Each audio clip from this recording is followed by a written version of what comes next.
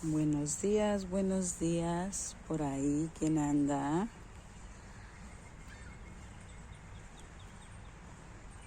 Hoy los traje a caminar temprano.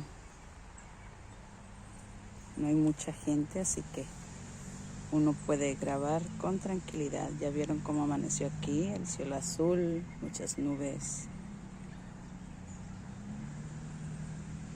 No quiero tocar la cámara porque si no se desenfoca. Pero miren qué bonito amaneció hoy. Después de 2 días de lluvia, ya empezaron a despertar los árboles. Corrido por ese lugarcito, esa orillita que está ahí. Me resbalé nada más una vez, pero sobreviví. Aquí ando todavía.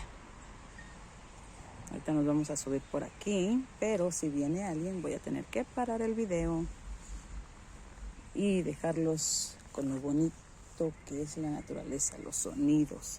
Si los escuchan, si hablo no se escucha, y si hablo igual los espanto.